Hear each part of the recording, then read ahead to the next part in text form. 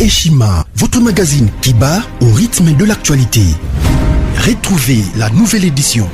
Exclusivité, les hydrocarbures sont incontournables pour révolutionner l'économie nationale du Congo. Pour ce faire, Rubens Mikindo Mouima, ministre d'État des hydrocarbures, veut faire de la RDC un géant des hydrocarbures. Plusieurs projets à son actif, dans les soucis de réduire les prix des produits pétroliers à la pompe. Rubens Mikindo se déploie pour l'augmentation de la capacité de stockage dans le pays.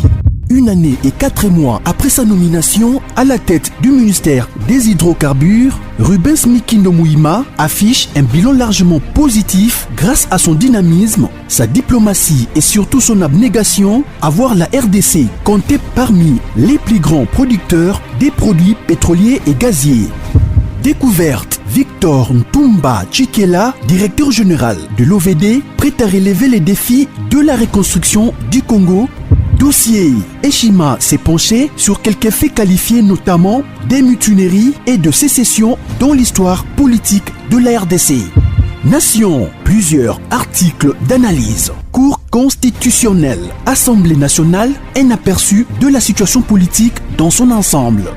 Économie, budget 2021, entre prévisions réalistes et routinières reddition des comptes. Finance, United Bank of Africa, UBA, a célébré la semaine de la clientèle avec pour thème l'équipe de rêve. Payer l'impôt est un devoir civique. Barnabé Mwakadi, directeur général de la DGI, sensibilise. À lire également dans les bonus Eshima, les consultations présidentielles Fachi déboulonnent. Un état des lieux du chaos, fin de la coalition FCC Cash, entre réjouissance et prudence, retrouver les coulisses stratégiques et décisionnaires d'un des plus grands tournants politiques. Focus, Sonas, Bonieme et Kofolusien, bilan des réalisations 2020. Musique, interview de la diva Barbara Kanam. Retrouvez l'intégralité du magazine Eshima dans les kiosques. Eshima Magazine, un nouveau standard d'information. Partout il y a le vendeur, donc avant Noël, Fatiako Banda Kotambola na sécurité moko spéciale. Il y a États-Unis d'Amérique, salisiko coalition ya garde ya Fachi. Donc na ba garde ya Sadek. Nyoso wana eza pona koyebisa bino keno munguna azali lisusu na temps ya kointimide biso ata mokolo moko. UDPS sabufa Fachi ake kokutana na Cyril Ramaphosa oyo azali homologue na ye. Qui est Cyril Ramaphosa? Cyril Ramaphosa azali président actuel ya Afrique du Sud. Yemutu azali président actuel ya Union Africaine. Bango de bakosala na ye remise et reprise. Alors que Afrique du Sud azali ko garder bon souvenir. Parce que à l'époque il y a apartheid. L'air banguna babandaki ko bundisa bango. À l'époque Zaïre totindela bango basodebe. Awa nazo yebisa yo ba militaire oyo balaki formé na Gabon par les Américains. Na Kinshasa et ça pour la koyebisa bino que non tozali na alerte générale.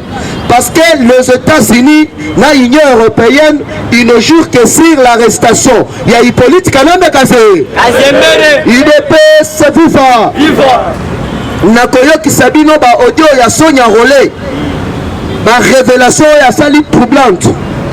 L'herbe kosolola na Cyril Ramaphosa a kozala na entretien na secrétaire oyo babengi ya Interpol. Pourquoi à rejoindre Fachi Kuna? Parce que quand il y a Kabila et Salakinini, à Kende ko se réfugié à niveau ya Kiban. Mais Kiban, États-Unis a yebisebe. Ceux qui ont meki, tokozongisa yo na liste ya sanctions économiques. Donc okozo embargo. Babiloko nyonso ya bamboka mususu moye baya koteka yango na Kiban ezali. Babanga rate basali nini? Parce que boyebi Kiban bazalaki ba ennemi juré na États-Unis. Donc baye juste ko se réconcilier na dernier mandat ya Barack Obama. De bayaki ko sala moi réconciliation. Mais ba mettre bango en garde. Chers compatriotes, Kabila l'air a yoki bongo azaki ba contact na Alexis Satbatov. Oyo azali ministre ya affaires étrangères russe. UDPS Sebifa. Alors que Kabila na minute ozo sala siko ba démarche akende na Russie. Russie ba yebisebe. toboyi embrièment parce que le président congolais ayaka awa na 2019 na forum ya Russie Afrique eza na ba engagement oyo to signaki na ye buyo moyen oya exil na Russie ezali parce que boyebi na informatique na monde Russie a commis likolo maka UDPS c'est différent parce que les preuves on est que lelo Michael Pompeo secrétaire d'État américain ya Donald Trump na Twitter lobby batuana Joe Biden alekelaki mpe na nzela ya Russie mpona kosala piratage ya élection nde balobi selon baservice na bango ya renseignement na confirmation ya musade ya Israël Kabila azali danger permanent mpona monde mobile parce que ye nde mutu asponsorizaka Daesh ye mutu asponsorizaka Boko Haram ye mutu asponsorizaka Hezbollah na ba ADF UDPS c'est vivant nyonso wana mpona nini mpona kocreye trouble parce que awa na koyebisa bino na biloko ya Kabila oyo bazwaki barevolver bakuti testament ya Kabila oyo akomaki ifo bakunda ye na Rwanda UDPS c'est vivant alors testament wana ezaki na Kenya Rwanda eza na mutu oyo azali kointerprete yango déjà na français akosala yango na baversion ebele tokobimisa yango na place publique mpo mutu nyonso ayeba ya UDPS c'est vivant mais boni yo bandaki komibenga congolais okende kokoma na testament na yo keno bakunda yo na Rwanda et puis plus grave alobi bana na ye na mwasi na ye anoki une fois basala confiance na bakongolais UDPS c'est vivant alors que bakongolais nde batu basala ye keno aza parce que kombo na ye ezalaki hippolyte kanambekase baye kopesa ye totem ndenge bapesaka yango epa bascout bapesi ye totem ya Kabila UDPS c'est vivant wana ezali bavérité moko troublante pertinente oyo badévoile na grand public awa sikoyo yoka cher compatriote ndenge tozoloba na bino awa lisi alobi Kabila anyata makolo na ye kuna ata mokolo moko facibe akomi sikoyo kosala bademarshe akende kosinstale na niveau ya Zambie na Zambie abandaki deja esimbi te na Tanzanie nde place oyo batindi secrétaire ya police Interpol ezali police neti ya CPI ezali police criminelle internationale oyo etrakaka barebele union UDPS c'est vivant tu ndenge eza wana o anyati makolo na ye na Tanzanie mugwa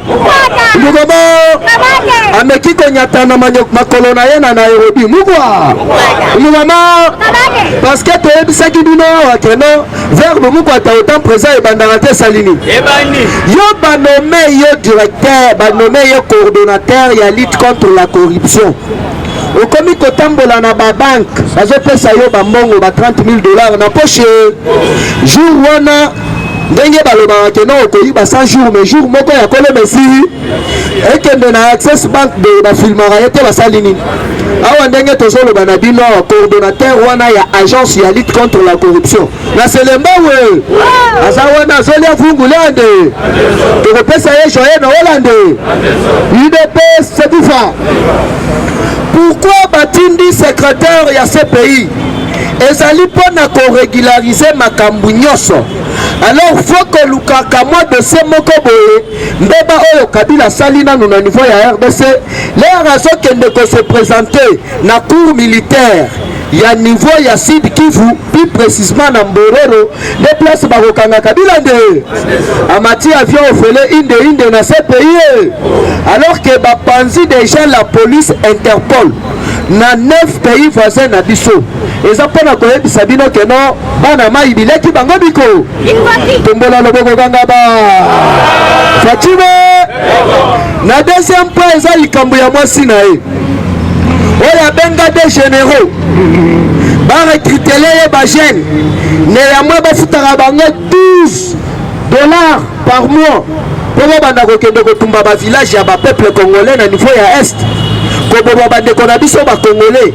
nyonso wana mpona kobangisa bainvestisseur baya te parce que nde bamonaka bainvestisseur allemand hollandais ndenge baya na étude ya milieu na baprotocole d'accord ya avant signature officielle ya investissement bango ebandaki kopesa bango motema pasi mais Dieu merci je vous dis que non ndenge toza déjà blindé partout Fachi azali pena beto ya so betela Fachi mabo makasi UDP c'est tout ça parce que quand ya Kabila ezalaki nini mes chers compatriotes Kabila balaki na devise moko nous mangeons ensemble nous mourons yango bomonaki keno na ba poste nyonso stratégique Kabila tiaki batu oyo bazali na ba problème donc bazali na conflit na justice nationale na internationale donc aussi de nos lamba azalaki sous sanction ya États-Unis da aussi tamboma mbaboma ba rebelle ebele aza sous sanction ya États-Unis da Janine Mabund même n'en parlons pas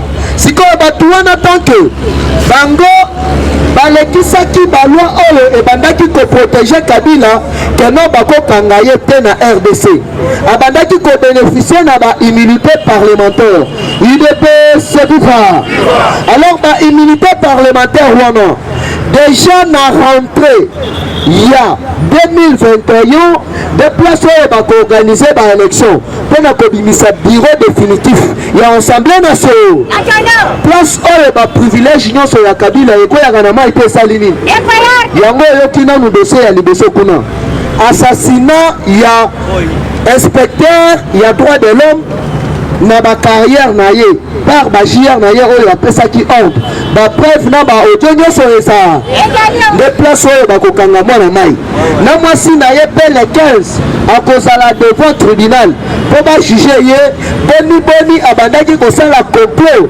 contre peuple congo UDP c'est tout ça parce que je vous dis que non dans les prochains jours Rwanda Airways oyo bazolongola yango bazonga na roi parce que bato wana bazali bato te soki esongi te biso moko peuple congolais na nzela liboso nanu mpona kobengana ambassadeur roi ya mibale mpona babenganela biso Rwanda Airways tolingi kokopere na bango te mokolo moko parce que baza bato oyo yo kobule keno bazoya na bafete mezoka nde bazoya na minduki parce que Congo ezalaki gâteau oyo Rwanda babandaki kovivre na yango je vous dis na minute ozwi Rwanda Uganda na Burundi crise ya liboma yango moni basangani bango tu mpona kotinda bamercenaire UDP sevifa badestabiliser pouvoir ya Fachibe mais mokolo ya lobi Maïkamer asololi a échangé na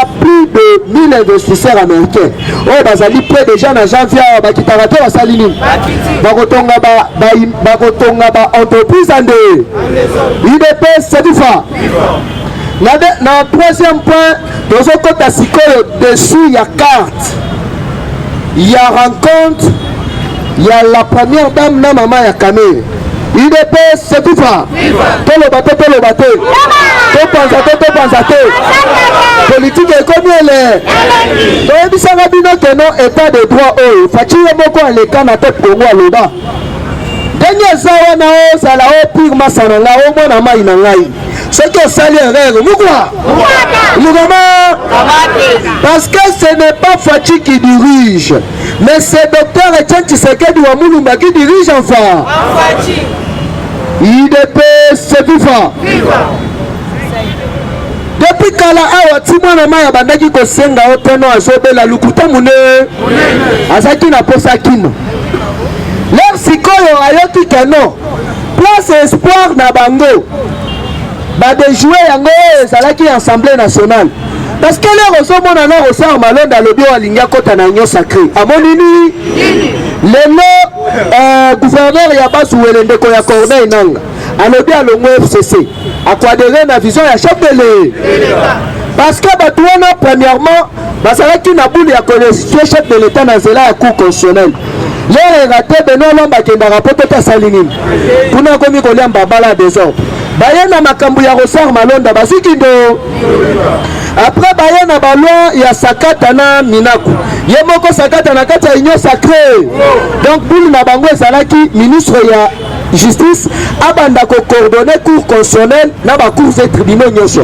UDPS viva leur plan na bango wana efide dernier carte Kabila azalaki na yango ezalaki ya keno tokende mbala moko na oyo tobengi vote universel mbala moko babanda kovote président na assemblée nationale bazwaka kindobika te basali nini kamabunda koyaka te asali nini UDPS viva nde place sikoyo kamera tala alobi baplan na bango tuna maye oyo balobaka na chulu bashingi wanzala wakabula bien alobi ke natume UDPS viva leur mère akomi kuna mère na bango asu parole akomi kolela oteno tozaka bandeko est-ce que biso toona bandeko na bango UDPS viva banilotique baza bandeko na biso o ndenge eza wana tozali prêt ya kozongisa mbongo mais en dehors bacaméra solola na papa babomela ye mo mais leka na média ndenge bato nyonso bazwaka déclaration ya kokopere na justice Congo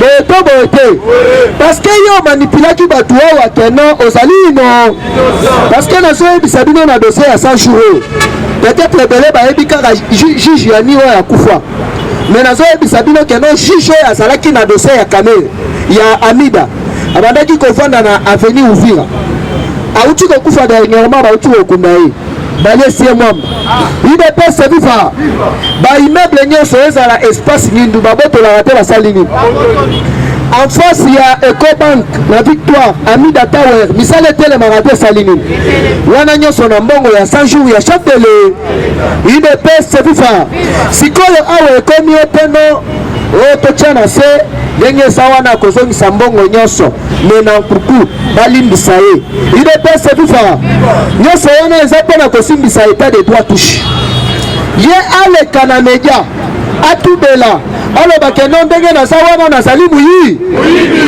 na ndimi na kopere na justice Congo makambo ya arrangement à l'amiable ezali UDPS viva yango wana mere ayaki kobima alobi wana makambo wana il faut mokonzi ye mo ye ndenge andimi keno akozongisa mbongo abengisa bamedia asala déclaration ke andimi kokopere na justice Congo lero akofuta bamande na ye bapesaka ye liberté provisoire te basali nini na condition azongisa mbongo ya le parce que baimmeuble nyonso bakangaka yango te basali nini parce que ebele babulaki état de droit nzembo ya Marie Misambo babulaki état de droit nzembo ya Daju mais état de droit ebandaka te esali nini omoni tipe wana ya agence ya lutte contre la corruption mama na masa ya faci mais lero abuki mobeko ye wana na maka UDPS viva na troisième point place mpe na kochitele il faut boyeba keno déjà na mois de janvier awa sauf imprévu chef de l'état akwaccordé grâce présidentielle na ba prisonnier ebele entre autres Edi Kapene na kati parce que je vous dis que non Edi Kapene wana bakanga ye na bato ebele ba innocent ebele plus de 200 000 personnes plus de 100 000 personnes 100 personnes pardon o bakanga bango na Edi Kapene je connais un vieux otozaki na ye na makala mais l'air ngana dini bango batikali batinda bango na ngenga ti akenda ngenga mwasi na ya benganga vi wana daya mais bakanga ye na makambo ya Edi Kapene balibera bato mosusu me bamosusu bazalaka kuna mais awa nazoyebisa bino ke non ndenge tozokoma na état de droit boye procès ya Edi Kapene ekozala na sabidema UDPS viva parce que bazali kograce ye moto bato asali 18 ans na prison atikala kosamba UDPS viva Edi Kapene abimaka te asali nini lero akobima plaignant na ye ezalaka hipolitika nambeka se mokolo wana biso nyonso na stade de martyre mpona koyeba sikoyo boso UDPS viva eza mpona koyebisa bino keno bamata bakita babundisa état de droit babundisa gratuité mais faci azokende toujours de gloire en gloire parce que je vous dis que non PPRD epanzanaka te esali nini parce que FCC ebongwani inyosa bakamati sikoyo nemi babengani ye na PPRD ande balobi ye na Emmanuel Chadal bino batu bosali ke non tokoma na niveau pour na ba déclaration na bino médiatique raté siko basali mama na erreur bazongisi Raymond Tchouba UDPS viva bazongisi Raymond Tchouba ba réunion na bango tout nocturne ya ba coup d'état parce que lobi bakangi lisusu 4 généraux babandaki kosala coup d'état na niveau ya zone de défense juste na haut commandement alors que secteur wana nyonso ezali miné l'air bino bozosolola kuna service ya renseignement ya Moussad ezwi ya États-Unis ezwi kuna na fachi ezosolola na monoko ya mbo l'air bino bozosolola na Kenya wana kuna fachi azoyoka chulombo au ifoto mweze wiki ayoka kata salini bala moko abengi bokende na au commandement bokanga bango ande leo bakekoma kuna mukwa yango oyoki Pascal Mukuna lobi lelo alubitangu ya Nzambe ku kabila saliki mutuma ngai kutupuna ngai bakanga yibasala yiba misangi ya mikimi bachayi na masa mutu nyusu wanya musinyina yande ngai na binolo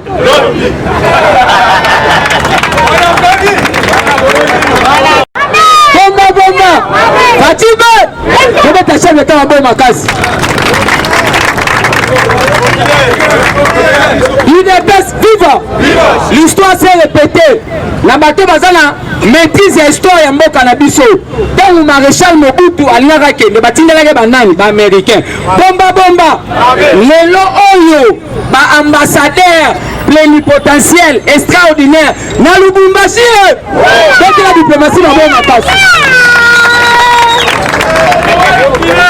UDPS viva baye. La délégation des ambassadeurs a été conduite par Mike Amer Bakiti na Lubumbashi pour dire à Joseph Kabila de quitter la République démocratique du Congo. Dans la diplomatie, je suis chef de l'État. Mais dans ma bonne partie, on va mouiller ma casse. UDPS vivant. Yango Moni, on a convoqué Jacques Kabula, na Richard Mouyej va se présenter dans la capitale de Kinshasa et pas le ministre de l'Intérieur. Le problème c'est quoi? Kabila était allé au Lualaba pour demander en fait le soutien de la société minière afin d'instabiliser les institutions nationales Yamboka. C'est pour cela Bato Baza à la base c'est Jacques Kabula et Richard Mouyej. C'est pour cela que vous avez vu il y a un document au niveau du ministère de l'Intérieur. La République la Kinshasa pour se justifier. Quand maintenant Kabila commis dans Lubumbashi, il s'est réservé de tout discours politique. L'émission était quoi? Kabila avait la mission d'intoxiquer l'armée, d'avoir maintenant le soutien à l'armée zambienne, enfin il y a commettre un mot en Mboka. Quand Mukaka quitte na Lubumbashi, écoutez déjà l'ambassadeur Moussous, Baye Koyebisaye papa, qu'il plaît, qu'il neige, tu dois quitter le pays. Pourquoi? Parce que tu es à l'auteur, il y a la crise union sur ça en Mboko. Kabila comme on a qui réussi le bingaïté. On a Akendata c'est nini? Tu es dit ça là bateau à Kenya ba ma coalition ba bandima raté. Mais quand le chef de ma bon makasi. UDPS viva Fatina Johannesburg bomba Fatia comme président Afrique centrale Mobimba bomba tous les pays membres de l'Union africaine ils ont sa sécurité na bango pour sécuriser le président de la République. Pourquoi? Parce que Félix a commis le pouvoir. Il y a ceux qui ont l'élection en Angola et que Koko César je ne les cite pas allumé et la monnaie tête serait ma bonne case. UDPS c'est vivant. Lelo bapanzana te baseni balobi boye coordination ya nemi liba nemi pa ebisi bango boye avant na kende soki na meki kaka na kende vérité le c'est ça nini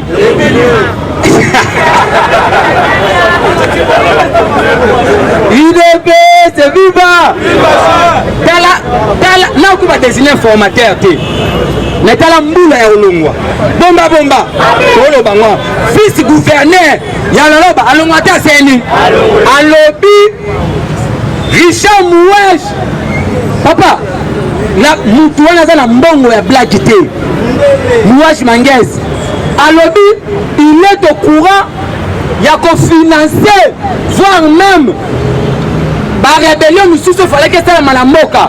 C'est pour cela comme le président de la République prône un état de droit et puis j'avais participé aux consultations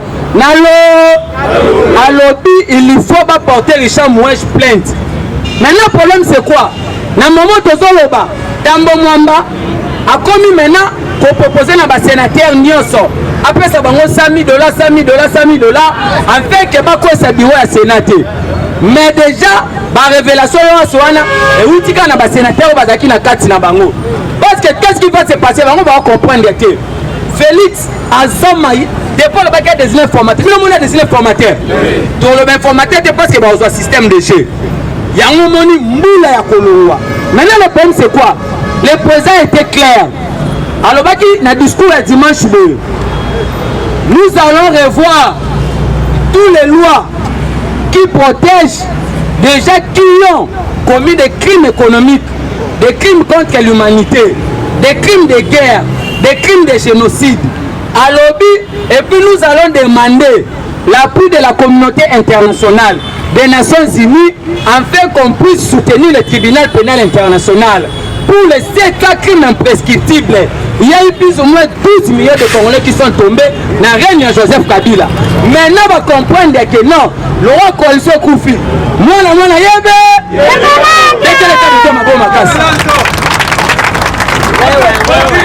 IDP, c'est vivant. Vraiment, mon carte, c'est un mali sous-souté.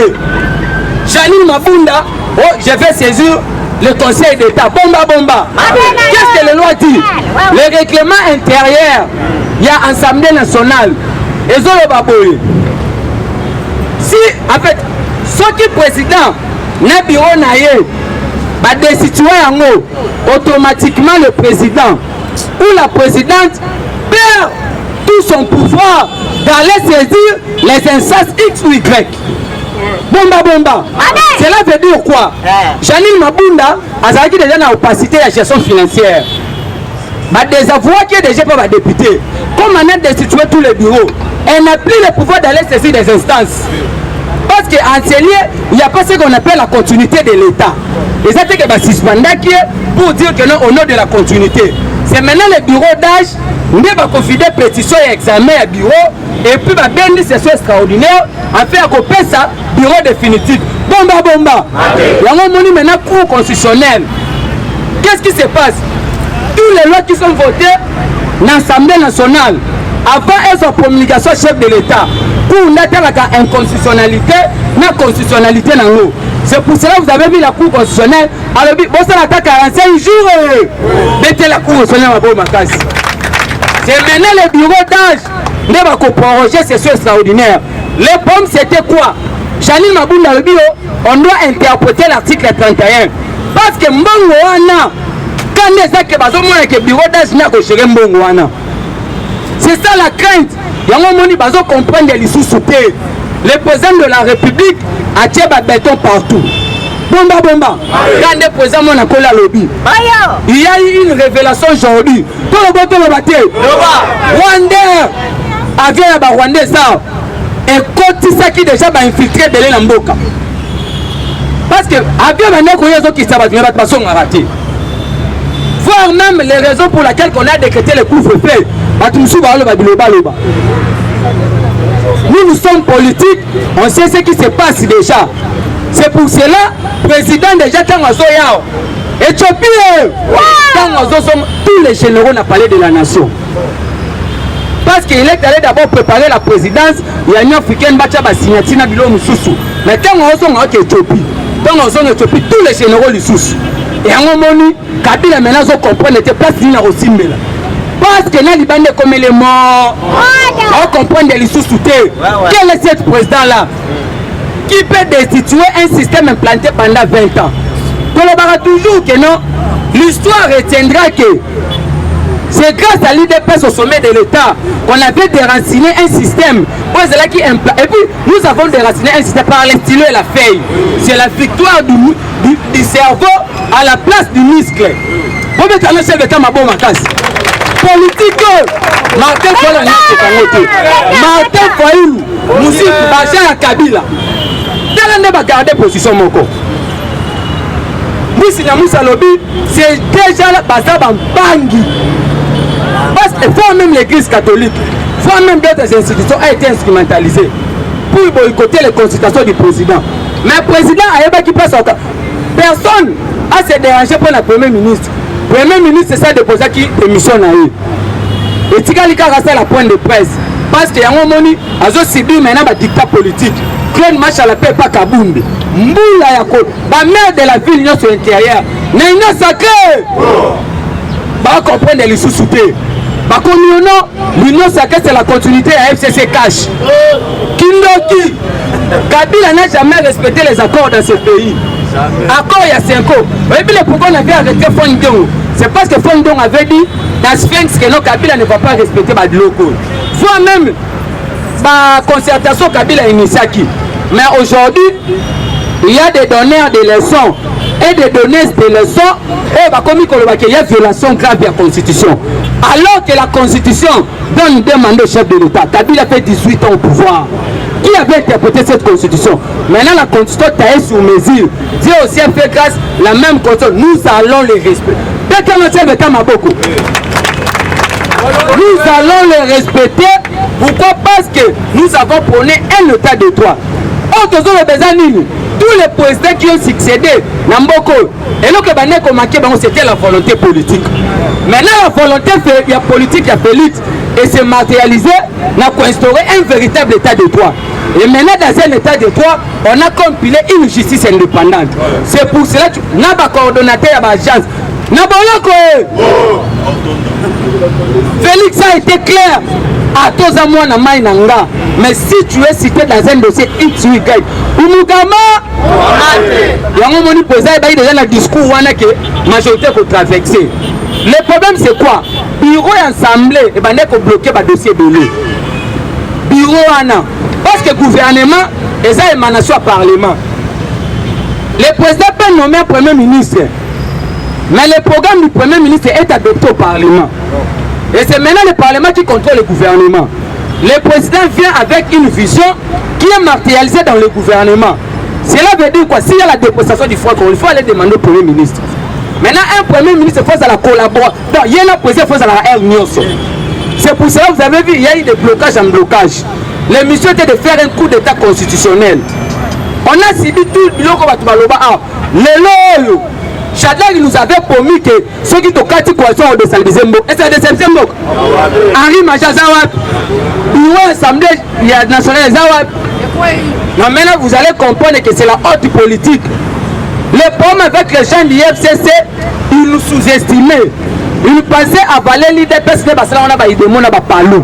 en oubliant que l'IDPS c'est une machine politique. Jean-Marc Kaboun a été connoté de tous les mots. Oh, il n'a pas été. Mais Lélo, il est tenté d'apprendre d'ennemis la politique. Bomba bomba. Balobi Némi nous a mené de chaque année cher. Mettez ma bombe à casse. IDPS, c'est vivant. Kabila, sous surveillance. Il y a la sécurité nationale qui est internationale. Rien n'échappe le président de la République actuellement. Il est le mieux informé sur toute l'étendue de la République. Et maintenant la crainte c'est quoi? Parce que Kabila a beaucoup de savoir. Yango moni Kabila lobi na FCC moi na mona yebe. Et comme yoye oteye. Parce que Kabila il sera arrêté pour tous ses biens et au son à l'amboko.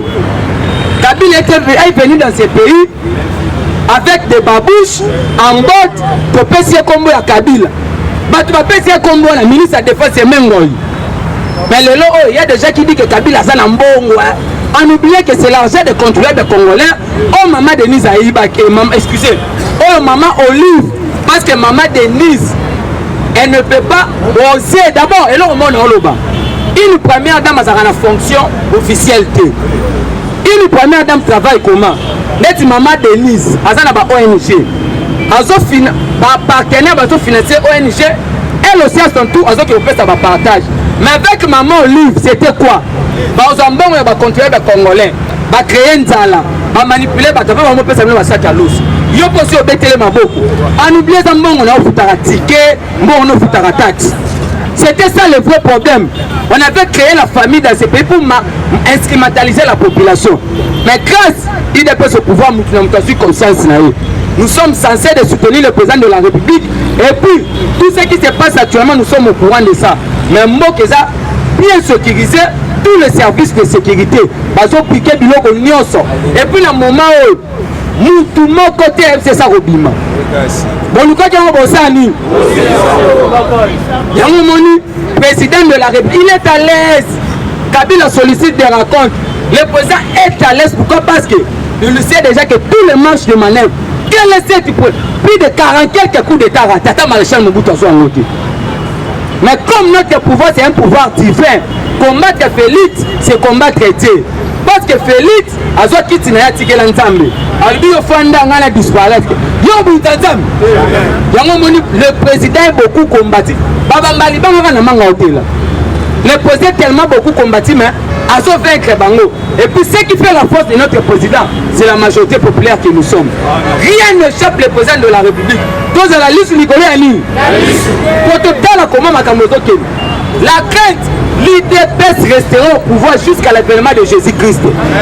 Parce que le roi Philippe Bèche, alors Félix ne peut pas quitter le pouvoir maintenant. Il a beaucoup à donner au peuple congolais. Macron nous dit que non, c'est Félix qui m'a donné les besoins d'entrer en politique. Angela Merkel a lobby. Je ne vois pas l'Afrique se développer sans Félix.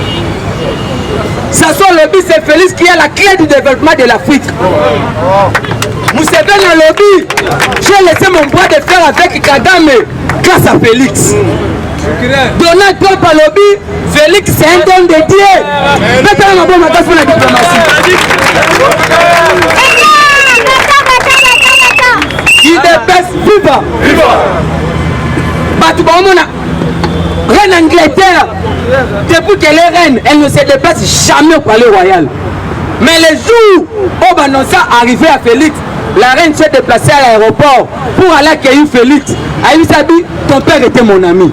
Les jours où on nous a proclamé chef de l'État, j'étais dans le palais royal en train de pleurer, de voir l'image de ton papa. Excusez-moi de vous appeler Fatiba. Fatiba.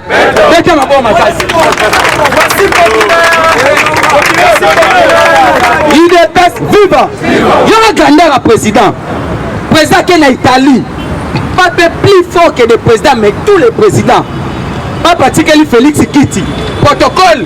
Il y a Vatican du pape au Bossan, pas habiter la Bossanité. Bomba. À lobby, n'a pas si Kiti. Parce qu'il est en train de se promener avec une photo plutôt. Il y a moi sur la viola qui n'a est. Cela démontre quoi? Azana regret. Il y a Mboka na mapeka. Il y a un petit Kiti. Beka ma bomba casse. Félix a gagné la Serbie. Maison militaire. Yamboka bakoto na kati. Babi pone a bataille non sezali. Félix a gagné la Russie. Journaliste russe à lobby. Debout la Russie. Poutine ne rigole jamais. Mais c'est pour la première fois de voir mon président Poutine rigoler devant le président de la République. Félix Antoine Tshisekedi Tshilombo. Et puis quand on demande à Poutine, à lobby, je vois un truc en Félix. Oh, par exemple, souvent en Afrique. Pourquoi? Parce que Fatia et Bissaki à lobby, il faut regagner les. Mettez le diplôme. Quand tu vois la grandeur, le chef de l'État, qui nous besoin comprendre un autre. Et puis, président commis pas même une année. Premier vice-président de l'Union africaine. C'est ce qu'on dit que c'est notre élection qui a fait le retour de la RDC dans le concert des nations. Le retour de la RDC sur la scène internationale. Parce qu'en 2021, nous allons briguer le poste de l'Union africaine. Ce n'est pas grâce à Félix, mais à l'Okumu Yamboka. Et puis l'histoire retiendrait l'Okoana. Et en Omoni, nous avons combattu le Kaete. FCC bande des aventuriers, agglomérat des aventuriers. Le problème c'est quoi? Et ils pensaient avec leurs fameux accords, le président qu'on s'adhérait à la vision à Bango. Alors on avait coalisé, c'était pour l'intérêt général de la population. Mais aujourd'hui on dit que non, ils sont toujours débauchés par députés. 80, en fait, la gestion financière il y a Mboko Siko à 85% de Mboko FCC. La banque, le ministère des Finances et tout consort. Mboko on s'est débauché par députés. Papa Molia a le détaillé Moko. Molia n'a pas engagé l'IDPS. Il n'a pas engagé le président. Il a tenu ses propos à lui. Le bon c'est quoi? Les députés ont bravé la terre. Bah continue l'histoire, il y a 13 parlementaires. Oh bah terminer maréchal Mobutu. C'est pour ça que vous avez vu le président Lobi et s'est déroulé dans les sens unions. Calamité Godin pour Liba. Ngobila Liba. C'est ça un état de droit. Et en Omoni, tous à la serein, il ne faut pas négliger cette base. Ils ont tout ça le rapport pour ça. Pour Ganga, coalition, pour ça c'est un Akatiango. Qui pensait, Batouni Bato, la Mouka, association de commerçants faillite, Batouni Bango, où est parti le mot Yao Kabila qui dirige? Oh non, non, il y avait des accords. Ça reste un accord. Abiani Kindoki Quel opposant bêté. Et puis la démarche du président de la République a été commentée dans la RFI. Faut même la France 24.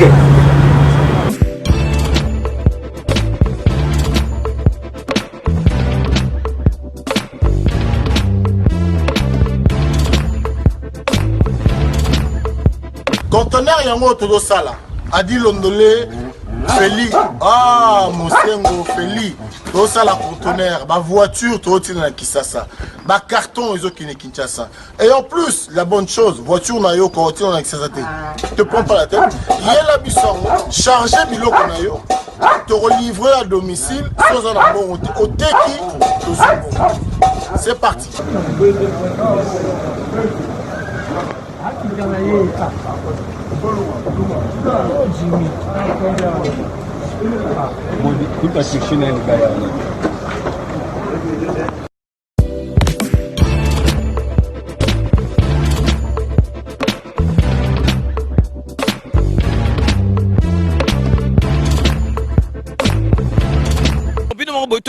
Donc, besoin vraiment contact, numéro, ils allaient défiler, bengi, fret maritime, Feli Mosengo, donc, ils allaient à la semaine, donc, on a besoin, il y a 30 cartons seulement. Donc, il y a 3 cartons, moi que vous allez au Félé, et qui, kilo, vous allez contacter, vraiment, besoin contact, vraiment, il faut consommer congolais, ceux qui congolais, ça les locaux, qui aident, tout le monde chinois, vraiment, ils allaient, ma lame ou mingi.